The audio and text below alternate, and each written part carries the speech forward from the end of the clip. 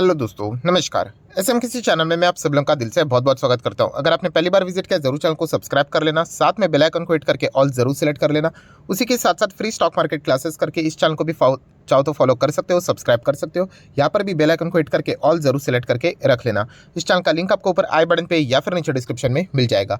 उसी के साथ साथ आज के दिन के जितने भी इंपॉर्टेंट वीडियोज है सभी के लिंक नीचे डिस्क्रिप्शन में दिया है, चाहो तो उनको कवर कर सकते हो। And free stock market classes के ऊपर भी जो वीडियो है येस बैंक से रिलेटेड, जरूर इस वीडियो को कवर कर लेना, लिंक ऊपर आई बटन पे दे दिया है। तो चले दोस्तों, फिलहाल इस वीडियो को स्टार्ट कर लेते हैं। सर अभी हमने कहा चुके बिल्कुल हमारे नॉर्मल स्क्रीन के ऊपर बहुत सारे स्टॉक से जुड़े इंपॉर्टेंट डाउट्स आप लोगों की क्लियर करने हैं। सबसे पहले शुरुआत करेंगे जोमेटो से रिलेटेड। सो जोमेटो मल्टीपल टाइम्स में आप लोगों को बोल चुका, अगर आप इस चैनल को रेगुलरली फॉलो करते होंगे तो आपके पास जोमेटो का एक भी शेयर नहीं होगा, क्योंकि जब आईपीओ आया था, आप चाहो तो मेरा आईपीओ वाला वीडियो भी देख सकते हो, क्लियर कट बताया था कि इसको आने दो, लिस्ट होने दो, उसके बाद हम लोग इसके बारे में विचार करेंगे, क्योंकि कंपनी लॉस में थी। सो जब तक कंपनी लॉस से रिकवर नहीं होती है, ब्रेक इवन के करीब नहीं जाती है, तब तक तो हमारा डिसीजन बिल्कुल साफ है। हम लोग इसको आप स्टडी करने के लिए कंसिडर कर सकते हो। यहाँ पे इमोशनल डिसीजन नहीं लेना है। इमोशनल डिसीजन कल अगर ये 100 रुपये पे चला गया तो जाके बाइंग नहीं करनी है, क्योंकि जब तक कंपनी के नंबर्स नहीं सुधरते तब तक वो बोलते ना, जैसे मैंने आप लोगों को बहुत बार बताया है कि रिटर्न स्टार क्या करते हैं कि कल अगर ये भागा 100 तक तो खरीद लेंगे जाके। अरे 100 तक भागना बड़ी बात नहीं है, वो 100 के बाद वापस नीचे आ जाएगा 50-60 रुपये पे, फायदा क्या हुआ, आप ट्रैप हो गए। तो इसलिए वो तेज़ी टिकने के लिए नंबर्स देखने होते हैं, जो कि हम लोग देखते ही नहीं है। तो इसलिए जोमेटो की अगर हम लोग नंबर्स की बात करें तो कंपनी इतना कुछ खास नहीं कर रही है। फिलहाल तो वो मार्केट कैप्चर करने पे फोकस कर रही है।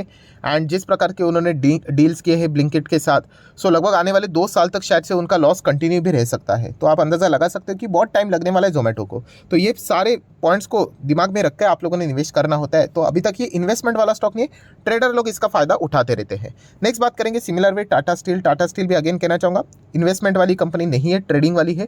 मैक्सिमम चार्ट पैटर्न अगर आप ओपन करके देखोगे तो कंप्लीटली आपको पता चल जाएगा कि कैसे यहाँ पे ट्रेडिंग करके पैसे कमाए जाते हैं, बट इन्वेस्टमेंट के हिसाब से बिल्कुल भी अच्छा नजर नहीं आता है। क्या इसके दिन बदलेंगे मर्जर के बाद, वो तो देखना पड़ेगा। मर्जर के बाद इसके नंबर्स क्या सुधरते हैं या नहीं सुधरते, या फिर मर्जर के बाद भी स्टिल सिचुएशन वैसी रहती है, उसके बाद ही हम लोग यहाँ पे बोल पाएंगे। तो फिलहाल तो देखा गया ये भी ट्रेडिंग वाला स्टॉक है। इन्वेस्टमेंट वाला स्टॉक तो मुझे तो किसी भी हद से नजर यहाँ पे आता नहीं है।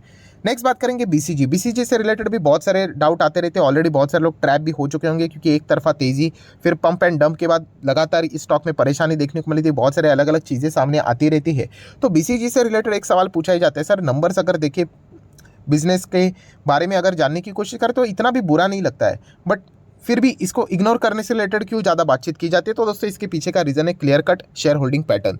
बिजनेस अच्छा है तो फिर प्रमोटर क्यों नहीं टिक रहे? लगातार प्रमोटर अगर हम लोग देखेंगे 40 था, 40 का 39, देन 36 करते करते करते 20, फिर उसके बाद 18। आप देख सकते हो कितनी ज़बरदस्त तरीके से प्रमोटर ने पिछले 2-2.5 साल में ही अपनी हिस्सेदारी को 50-60% से भी कम कर दिया है। सो ये सबसे बड़ा बोलते हैं ना डाउटफुल वाला सिचुएशन है, जिसके साथ हम लोग को डील करना पड़ेगा। एंड जहाँ पे हम लोग को इंस्टीट्यूशनल इन्वेस्टर कम देखने को मिल जाते हैं एंड पब्लिक 60-70% होल्डिंग लेकर बैठ जाती है, ऐसे कंपनी में हम लोगों को पता ही है कि रिस्क बहुत ज़्यादा रहता है। सो ऐसा स्टॉक भयंकर वॉलेटाइल रहते हैं। ऑपरेटर कभी भी आके वापस क्या करेंगे, इस स्टॉक को कभी भी 100 तक लेकर जा सकते हैं। वो जाएगा नहीं जाएगा नोबडी नोज।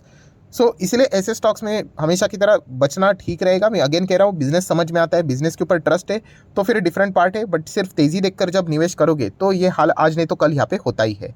नेक्स्ट अगर हम लोग बात करेंगे दोस्तों तो लक्ष्मी ऑर्गेनिक। लक्ष्मी ऑर्गेनिक का बिजनेस के हिसाब से मैंने मल्टीपल टाइम्स आपको बताया है कि अच्छा कंपनी है। अच्छा कंपनी इसका अर्थ ये नहीं कि कल जाके भागना शुरू करेगा, परसों जाके भागना शुरू करेगा, टाइम लगता है। स्टॉक मार्केट में आए हो तो पेशेंस होना चाहिए, पेशेंस नहीं है तो स्टॉक मार्केट बना नहीं है आप लोगों के लिए। मैं इन्वेस्टमेंट के पॉइंट ऑफ व्यू से हिसाब से बात कर रहा हूँ। सो अगेन कहना चाहूँगा, कंपनी विदेश में एक्सपांशन की बात करें, आप लगातार उनके एनुअल रिपोर्ट्स को जितना हो सके पढ़ लेना, मैनेजमेंट के कमेंट्रीज को रीड कर लेना, आपको सारा खेल पता चल जाएगा। सो ज़रूर अगर आपके पास ये कंपनी है तो आप पेशेंस के साथ कंटिन्यू कर सकते हो। दैन बात करेंगे प्रिंस पाइप। प्रिंस पाइप भी वैसे ही टाइप की कंपनी है। प्रिंस पाइप ने तो इनफैक्ट अच्छे रिटर्न्स भी दिए हैं। अगर आप चेक करोगे 300% के ज़्यादा तो रिटर्न्स है ही है।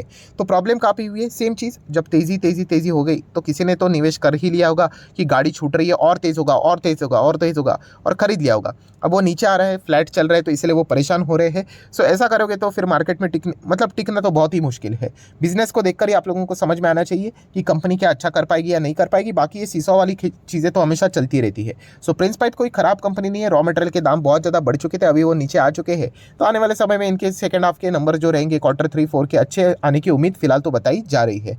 सो लॉन्ग टर्म के हिसाब से ये अच्छी कंपनी है। शॉर्ट टर्म के हिसाब से अगर आप इसको जज करने जाओगे तो शायद से मुश्किल हो सकती है। शॉर्ट टर्म में तो हम लोग को यही नजर आता है कि एक साल में तो इसने 9% माइनस रिटर्न दिए, पर थोड़ा सा लंबा नजरिया रख लेते तो 300% के रिटर्न 4 गुना पैसा होते हुए देखने को मिला है। सो इसलिए कहना चाहूंगा अच्छी कंपनी में सिर्फ निवेश करके काम नहीं चलता है, होल्ड करना पड़ता है। सिर्फ होल्ड भी नहीं, लॉन्ग टर्म होल्ड करना पड़ता है, तब जाके वो वेल्थ क्रिएट होती है। नेक्स्ट बात करेंगे Suzlon energy. Again retail investor का फेवरेट स्टॉक। रोज मुझे इससे रिलेटेड अपडेट्स देने पड़ते हैं, क्योंकि कमेंट सेक्शन में 10-20 लोग तो इससे रिलेटेड सवाल पूछ ही लेते हैं। अगेन कहना चाहूंगा दोस्तों, इन स्टॉक्स में ज़्यादा ट्रैप मत होने देना। इनमें जाना है तो मैं अगेन कहना चाहूंगा, आप अगर इसमें पैसा लगाते हो ना, तो मैं अगेन कह रहा हूँ आपका पैसा बन सकता है, बट ये फैक्टर आपके साथ चलना चाहिए, लक। मान लीजिए आपने इसमें ₹1,00,000 लगा दिया, बेवकूफ़ी है, बट लक चल गया, कोई तो ऑर्डर मिल गया 20 रुपये पे चला गया, तो आप बोलोगे सर देखिए हमारा ₹1,00,000 2 लाख हो गया। बट मैं आपको यह बताना चाहूँगा, एक बार आपका ₹1,00,000 मतलब अगर ये ₹5 तक आ गया, फिर तो मतलब हालत ख़राब हो जाएगी, क्योंकि वापस ये कमबैक होगा नहीं होगा भगवान जाने। क्योंकि इस कंपनी में कोई स्ट्रेंथ नहीं है, बड़े प्लेयर्स नहीं आएंगे कि अच्छा स्टॉक जब भी गिरता है ना तो बड़े प्लेयर्स आ जाते हैं, इंस्टीट्यूशंस आ जाते हैं खरीदने के लिए कि सस्ता मिल रहा है करके। इन स्टॉक्स को कोई दिखता भी नहीं है, सिर्फ operator and retail investor. Operator कमाते हैं, रिटेल इन्वेस्टर गवाते हैं, और रिटेल इन्वेस्टर उम्मीद के चलते आज नहीं तो कल बढ़ेगा, परसों बढ़ेगा, इस उम्मीद के चलते इंतजार ही करते बैठ जाते हैं। बट अच्छे स्टॉक में उनका इंतजार नहीं रहता है। अच्छा स्टॉक अगर 10% रिटर्न दे दिया, निकल गया तो, एंड खराब स्टॉक 40% माइनस में रहेगा, फिर भी उसको होल्ड करेंगे। तो ये मेंटेलिटी मतलब पूरा रिवर्स मेंटेलिटी, इसके चलते स्टॉक मार्केट में आप कमाओगे नहीं, गवाओगे। तो अच्छे स्टॉक में रहना आना चाहिए दोस्तों, ऐसे छोटे छोटे स्टॉक्स में नहीं जाना है। मल्टीपल टाइम्स आपको बोल चुका हूँ। नेक्स्ट बात करेंगे IRCTC। यस, OFS यहाँ पे आया था, एंड OFS में तो आप लोगों ने पढ़ा भी होगा कि जो नॉन रिटेल कैटेगरी है वो ज़बरदस्त उन्होंने बिड की थी। 4-4 हज़ार करोड़ के आसपास हम लोग को इन्वेस्टर का मतलब डिमांड देखी है, ओवर सब्सक्रिप्शन होते हुए देखने को मिला था। ये पॉइंट एक बात जताती है कि कंपनी खराब नहीं है। थोड़ा सा इनिशियल स्टेज में ये चीज़ें हजम करना मुश्किल हो जाता है कि जब ये OFS जैसी चीज़ें आती है 10-10% के डिस्काउंट के ऊपर, तो बुरा तो लगता है। 7-8% के डिस्काउंट के ऊपर हम ऐसा भी बोल सकते हैं।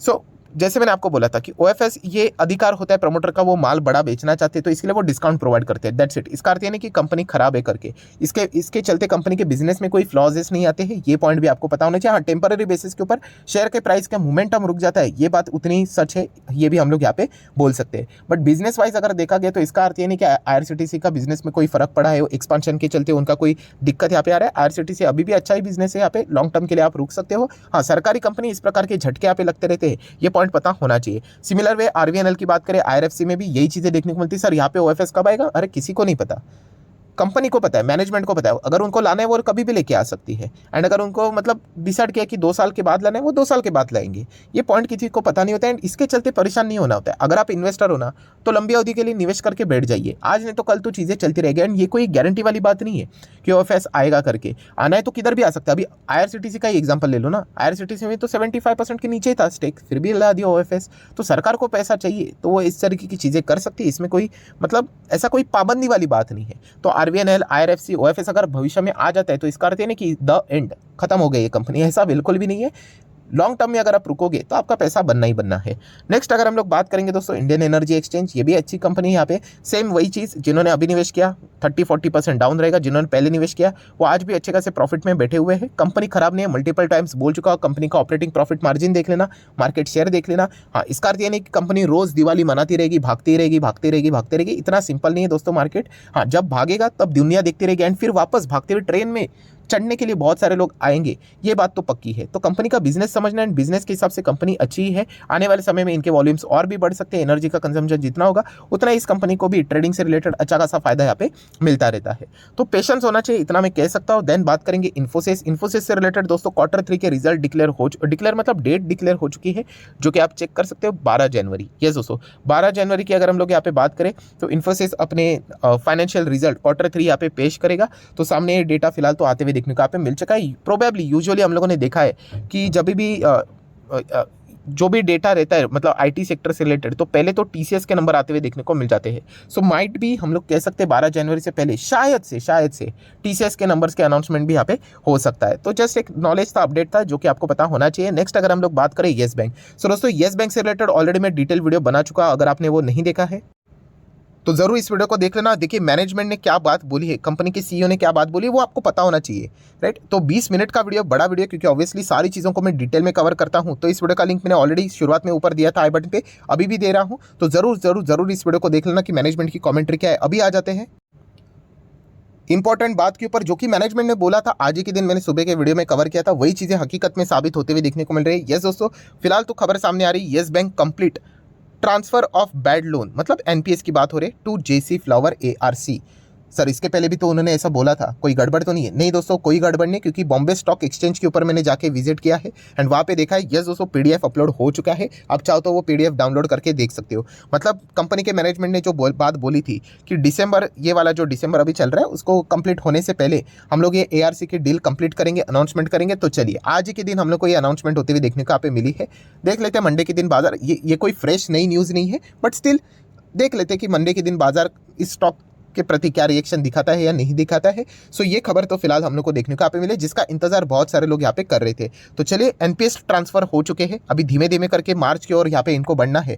उसके बाद तो आपको पता है लॉकिंग खत्म होगा एंड असली येस बैंक की जो कश्ती है वो बिना सपोर्ट के हम लोग को जबरदस्त समुद्र के लहरों के साथ चलती हुई देखने को मिलेगी। तब देखना पड़ेगा कि कश्ती वापस एक्चुअल में क्या तैरती है या फिर डूबती है, ये तो बात की बात है। तो ये इंपॉर्टेंट न्यूज़ फिलहाल तो देखने को मिली है कि एआरसी की डील कंप्लीट यहाँ पे हो चुकी है। सो आशा करता हूँ जितने भी इंपॉर्टेंट खबरें थे सारे कवर कर ले। वीडियो अच्छा लगे तो लाइक एंड शेयर कर देना एंड डीमैट अकाउंट अगर आपने अभी तक ओपन नहीं किया तो लिंक नीचे डिस्क्रिप्शन में 25 वीडियो की लिस्ट आपको बिल्कुल फ्री ऑफ कॉस्ट मिल जाएगी। आपका नाम कौन सा अकाउंट आपने लिंक के थ्रू ओपन किया है प्रॉपर्ली कमेंट सेक्शन में मेंशन कर देना, तो हफ्ते भर के अंदर अंदर सारे लेक्चर्स मेरे साइड से आप लोगों को फ्री ऑफ कॉस्ट प्रोवाइड कर दी जाएंगे। So that's it, thank you very much दोस्तों, we will be meeting our next video, तब तक के लिए बाय बाय।